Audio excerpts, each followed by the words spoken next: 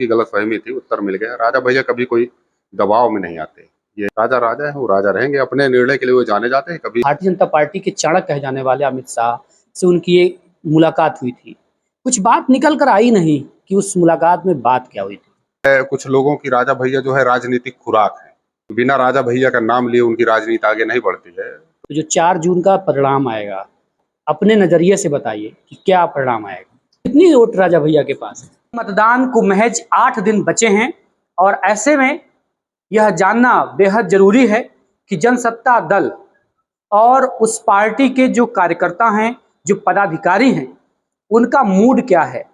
क्योंकि राजा भैया जो राष्ट्रीय अध्यक्ष हैं इस पार्टी के और इस लोकसभा कौशाम्बी में उनकी अहम भूमिका रहती है किसी भी चुनाव में, तो आखिर जनसत्ता दल का मूड क्या है, उनके कार्यकर्ताओं का मूड क्या है, यह हम सब जानने के लिए किसान नेता और जनसत्ता दल के एक प्रमुख नेताओं में से आने वाले एक नेता हैं बलवीर सिंह चौहान जी, जो हमारे साथ हैं। बातचीत इनसे करेंगे। सबसे पहले आपका बहुत बहुत स्वागत है कौशाम्बी लाइव में। धन्यवाद, आभार आपका और आपके माध्यम से आपके दर्शकों का आभार। मैं इंटरव्यू की शुरुआत करता हूं उस तस्वीर से जो कुछ दिन पहले वायरल हुई थी। आपने सीएम योगी आदित्यनाथ जी से मुलाकात की थी। क्या चर्चा हुई और मुलाकात का रीजन क्या था? माननीय मुख्यमंत्री जी से मुलाकात हुई थी। कुछ हमारे जनपद की जन समस्याएं थी, उनको लेकर के चर्चा हुई। और चूंकि आप जानते हैं हम किसान आंदोलन से जुड़े हुए थे 1996 से, तो तमाम किसान आंदोलन हुए। उस आंदोलन के दौरान एक बार हम लोगों का जो है प्रशासन से विवाद हुआ, जिसमें 156 किसानों के खिलाफ मंझनपुर कोतवाली में एफआईआर दर्ज हुई। वो 156 किसान तब से आज तक अदालतों के चक्कर लगाते रहे, परेशान होते रहे। तो उस मुकदमे के संदर्भ में भी हमने माननीय मुख्यमंत्री जी से बात कही अपनी। और मुझे बताते हुए अच्छा लग रहा है कि माननीय मुख्यमंत्री जी ने हमारी बातों को सुना और उस पर उन्होंने विचार किया, सहानुभूतिपूर्वक विचार करने का आश्वासन दिया। और वो एप्लीकेशन हमारी उन्होंने एक्सेप्ट की और 156-54 किसानों पे जो मुकदमे लगाए गए थे, उन मुकदमों को वापस लिया गया। बलवीर जी, राजा भैया को बुलाया गया था बेंगलोर में और देश के गृह मंत्री और भारतीय जनता पार्टी के चाणक्य कहे जाने वाले अमित शाह से उनकी एक मुलाकात हुई थी। कुछ बात निकल कर आई नहीं कि उस मुलाकात में बात क्या हुई थी। अब वहाँ पे तो हम भी नहीं थे, कि हमें भी ज़्यादा जानकारी नहीं है कि क्या बात हुई थी। लेकिन हमें ऐसा लगता है कि कुछ ना कुछ तो, अगर माननीय गृह मंत्री जी बुलाए थे, तो कुछ ना कुछ तो बात करने के लिए बुलाए होंगे। हो सकता है कि हमारी पार्टी के, हमारे नेता के भी कुछ कंडीशन रही हो, इसलिए कि हमारे नेता ने कई बार भारतीय जनता पार्टी की मदद की है और बिना किसी मतलब स्वार्थ के मदद किया है। तो हो सकता है कि कोई बात हुई हो और बात ना बनी हो। ये बात तो हुई है, लेकिन हमें लगता है कि कुछ कंडीशन हमारे भी रहे होंगे हमारी पार्टी की तरफ से। तो अब जो भी बात हुई हो उसके बारे में बहुत कुछ ज़्यादा भी हमारे सामने बात नहीं आई है, तो मैं कुछ ज़्यादा नहीं कहना चाहूँगा उसके। बड़ी चर्चा रही कि जब बाबागंज विधानसभा में गृह मंत्री जी आएंगे तो उनके साथ मन साझा करेंगे राजा भैया, लेकिन ऐसा तो कुछ हुआ नहीं। अब जब आगे बात नहीं हुई होगी कुछ, तो क्यों मन से साझा करेंगे भाई? हमारी पार्टी है, हम ऐसे क्यों जाएंगे? इस तरह की अफवाह कैसे उड़ती है? कुछ लोग अफवाह उड़ा के लाभ भी लेना चाहते हैं राजा भैया के नाम की। जी जी और बिल्कुल। आप अक्सर देखते होंगे कि कुछ लोग जो है, कुछ लोगों की राजा भैया जो है राजनीतिक खुराक है। बिना राजा भैया का नाम लिए उनकी राजनीति आगे नहीं बढ़ती है। तो इस तरीके के भी कुछ लोग हैं कि उनके नाम से अपनी राजनीति चलाते रहते हैं।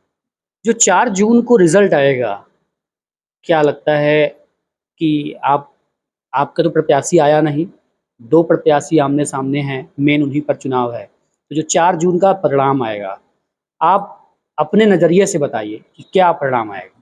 14 मई को जो निर्णय होगा, 4 जून को वही रिजल्ट आएगा। ये हम दावे के साथ कह सकते हैं कि जो 14 मई को जो निर्णय आदरणीय राजा भैया लेंगे, वही 4 जून को रिजल्ट आएगा। तो क्यों ऐसा है? कितनी वोट राजा भैया के पास है?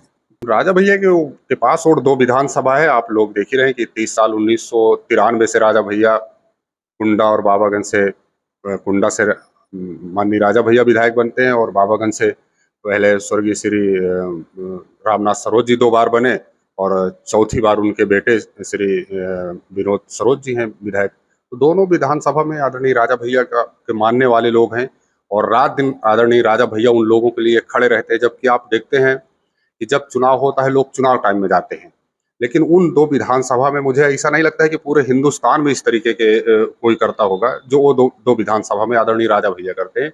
वो 24 घंटा अपनी जनता के लिए सुलभ रहते हैं। तो इसलिए वहाँ की जनता राजा भैया पे विश्वास करती है। इस जात-पात की, धर्म की राजनीति के बाद भी वहाँ पर राजा भैया को वहाँ की जनता नहीं छोड़ती है। तो इसलिए वो राजा भैया की जीत होती है, वो चाहे जिधर जाएँगे वो उधर ही वहाँ के लोग जाएँगे। आप दशकों से राजनीति में हैं, चुनाव है लोकसभा का, तमाम जो आपके इष्ट मित्र हैं, आपको जानने मानने वाले हैं, आपको फॉलो करने वाले लोग हैं, पूछते तो होंगे भैया किसको वोट देना है? बेशक, बेशक। बिल्कुल, ज़रूर पूछते हैं और हम उनसे ही कहते हैं कि 14 मई का इंतज़ार करिए, 14 मई के बाद जो माननीय जी कहेंगे वो किया जाएगा। 14 मई के बाद ही हम लोग कुछ कह पाएँगे। वो जो कहेंगे उसका पूरा सहर्ष सारे लोग फ़ॉलो करेंगे। बलवीर जी, जब मुलाकात हुई थी अमित शाह जी की और राजा भैया की बेंगलोर में, तो मैं देख रहा था हर गली मोहल्ले में बस यही चर्चा थी कि अब तो अमित शाह जी का 1 घंटे का तेज राजा भैया ने सहा है। तो निश्चित तौर पर अब जो है ये मन साझा करेंगे और भारतीय जनता पार्टी में शामिल होंगे या फिर उनको वोट करवाएँगे। तो कहाँ से ये गड़बड़ हो गया और इतनी बहादुरी जिसको लोग एकदम उम्मीद थी, सबकी उम्मीदों पर आज पानी फिर गया और मंच पे कहीं दिखे नहीं राजा भैया, कोई कार्यकर्ता नहीं दिखा। तो ये एक बड़ा और कड़ा फैसला नहीं है राजा भैया? बिल्कुल, बिल्कुल, बहुत बड़ा और कड़ा फैसला है। आपने जैसे कहा कि उनके तेज को 1 घंटे, तो आदरणीय राजा भैया के पास भी तेज है। वो उनकी नम्रता विनम्रता है, बहुत सौम्य है और बड़े सरलता सज्जनता से सारी चीज़ें करते हैं। लेकिन अगर मतलब जिस तरीके से कोई आपका जो प्रश्न है कि कोई चाहे कि हम दबा के उनसे कोई चीज़ करवा लें या डरवा के, तो वो संभव नहीं है। वो राजा भैया उस तरीके की चीज़ों को नहीं कर पाएँगे। जो लोग गली चौराहे में चिल्ला-चिल्ला कर कहने लगे थे कि अब तो राजा भैया की सामर्थ्य नहीं है कि वो भाजपा का विरोध करें और हर हाल में वो साथ आकर के सपोर्ट कराएँगे और सांसद जी यहाँ से विनोद सेनकर तीसरी बार जीतेंगे और मन साझा करेंगे, उनको आप क्या कहना चाहते हैं? नहीं, ये उनकी गलतफ़हमी थी। आज उनको उत्तर मिल ही गया, अब हमें उसमें कुछ कहने की ज़रूरत नहीं है, उनकी गलतफ़हमी थी, उत्तर मिल गया। राजा भैया कभी कोई दबाव में नहीं आते, ये सोचने वालों का बिल्कुल गलत है।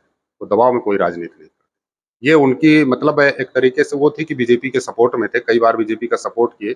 अब वो मतलब उनकी मतलब नम्रता को कोई उनकी कमज़ोरी समझने लगा, ये उनकी भूल है। लेकिन बाकी ऐसी चीज़ें नहीं है। अब आज तो उन लोगों को खुद ही उत्तर मिल गया। राजा राजा है, वो राजा रहेंगे, अपने निर्णय के लिए वो जाने जाते हैं। कभी मतलब प्यार से कुछ भी हो सकता है, दबाव से कुछ नहीं हो सकता। ये उनका इतिहास बता रहा है पिछले 93 से। निश्चित तौर पर राजा अपने फैसलों के लिए जाने जाते हैं और तभी देश के गृह मंत्री और भारतीय जनता पार्टी के चाणक्य कहे जाने वाले अमित शाह से मुलाकात के बाद भी उनके क्षेत्र में जनसभा थी और वो कहीं नहीं दिखे, मंच में नहीं आए, उनके किसी कार्यकर्ता ने वहां पर पहुंचना नहीं चाहा, जाना नहीं चाहा। तो निश्चित तौर पर आज जो हुआ है इससे सभी लोग चौंक गए हैं और राजा भैया ने एक बार फिर से यह साबित कर दिया है कि वह कड़े फैसले और खुद का फैसले लेने के लिए जाने जाते हैं माहिर हैं। ऐसी और तमाम वीडियोस के लिए बने रहिए कौशाम्बी लाइव पर।